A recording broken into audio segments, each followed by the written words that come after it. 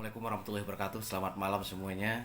Sedikit saling berbagi. Beberapa hari belakangan ini kita memang sering duduk bersama, yaitu dalam bentuk perumusan penyusunan sejarah-sejarah Sitiung. Itu yang pertama.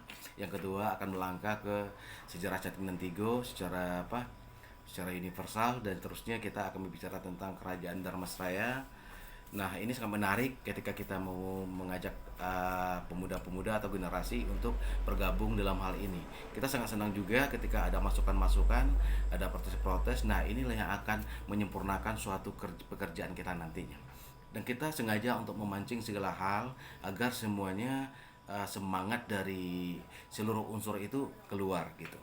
Dan seterusnya kita menghindari sesuatu hal yang lurus nanti diselewengkan. Itu gunanya kami mencoba untuk mendokumentasikan segala yang ada sepeninggalan-peninggalan lama, baik itu sejarah yang diwarisi, baik itu sebuah naskah, baik itu sebuah artefak-artefak dan peninggalan lainnya, apalagi itu cap mohor. Inilah yang perlu kita jaga. Melestarikan sejarah salah satu tanggung jawab kita pada hari ini. Apabila kita tidak melestarikan sejarah, apalagi sejarah kita sendiri, maka kita telah memberikan suatu harapan yang tidak ada bagi regenerasi ke depannya. Jadi kita artinya ketika kita menjaga melestarikan sejarah pada hari ini, artinya kita telah menyelamatkan generasi muda berikutnya. Nanti kita tidak tahu seperti apa ke depannya, karena semuanya kita ini bergerak dalam ruang gerak atas azas saja sejarah. Kenapa demikian? Nah, ini perlu kita sampaikan. Segala sesuatu saja, apa perilaku kita, masalah akidah saja itu diwariskan dari sejarah. Sejarah Rasulullah, sejarah Nabi Adam yang pertama. Itu kan kita pelaksanaannya pada hari ini. Apa yang diperintahkan Nabi Muhammad itu merupakan salah satu sejarah masa lampau. Begitu juga dengan sejarah kita ini. Harus kita jaga. Itu yang paling menarik. Yang paling unik lagi, ini yang mungkin banyak yang belum tahu, bahwasanya tahun 2017-2018 itu uh, guru besar dari UNP, sejarawan, dan juga dari IAIN itu melakukan penelitian bahwasanya dia uh, mencari peninggalan-peninggalan perkembangan Islam di Dharmasraya. Nah, mereka mengatakan bahwasanya dia itu mengatakan setelah menemukan Kutbah Bajelo dan juga peninggalan-peninggalan lama yang dibawa ke laboratorium oleh arkeolog, akhirnya dia memutuskan di dalam bukunya itu bahwa Islam itu masuk di Dharmasraya itu di Selat Malaka. Makanya dalam arti titik temu itu wajar ketika Aditya Warman masuk ke Dharmasraya, peradaban Islam itu udah ada. Makanya Aditya Warman itu tidak bisa tinggal di Dharmasraya. Padahal ini merupakan salah satu terah sejati yang akan melanjutkan tahta dari kerajaan Dharmasraya.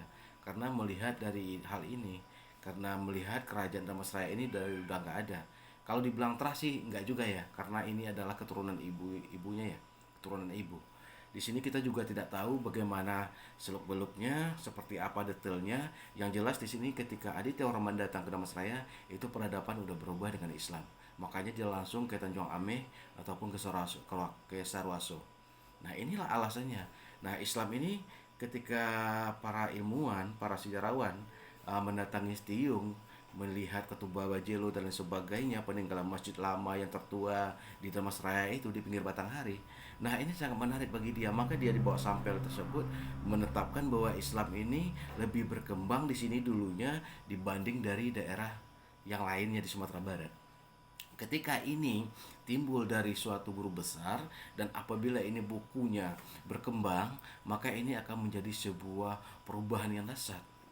Dan kemarin juga teman yang ada di Makassar ya, di Makassar itu mengatakan di situ ada kuburan tua, bahwasanya itu adalah datuk.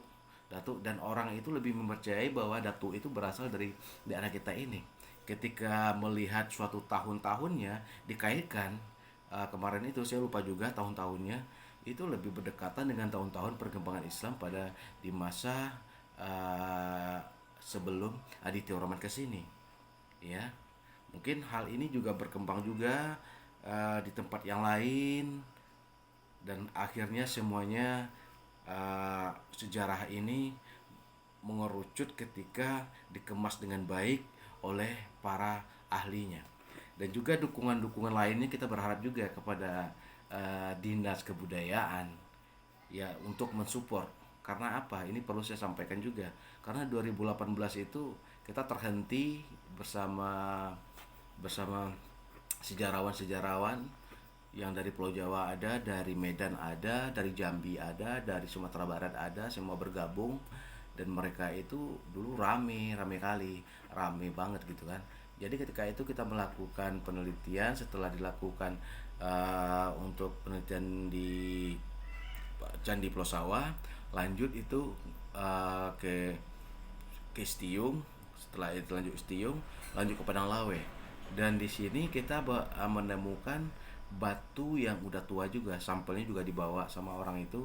Dan dalam perencanaannya kalau ada istilahnya legalitas dari dinas kebudayaan atau sekretaris daerah setempat, maka akan dilanjutkan dalam perencanaan itu adalah tahun 2000. Namun hal itu tidak ada suratnya, maka kita terhenti di sana.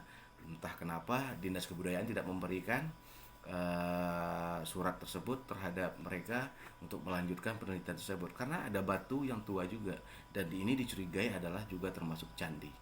Karena kita tahu bahwasanya di daerah kita ini di pinggir Sungai Batanghari rata-rata itu candinya adalah candi bata. Dan ini hampir serupa batanya dengan bata yang ada di Candi Rojo. Ya, hampir serupa. Dan sangat menarik sekali juga bagi kita bersama untuk melestarikan sejarah ini.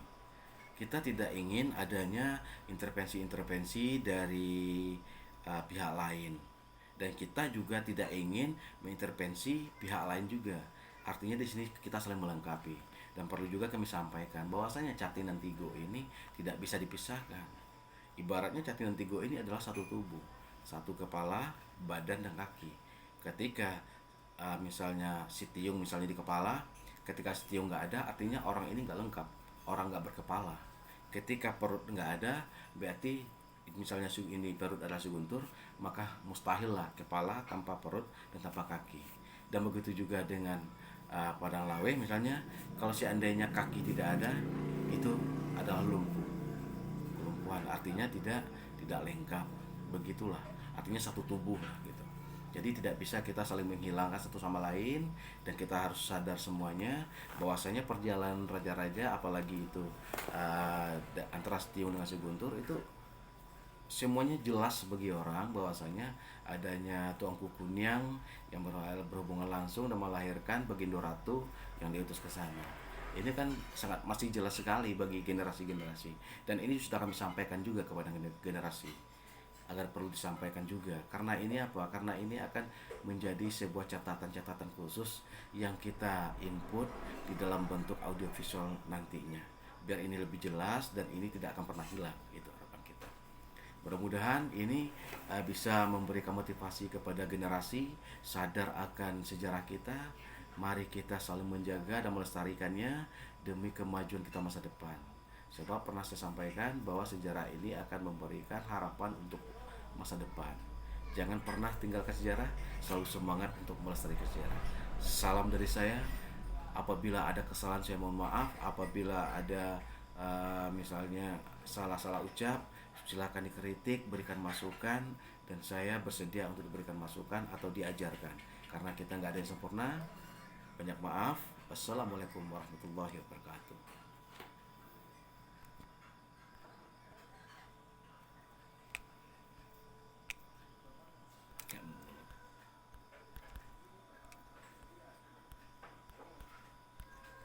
La ilaha illallah.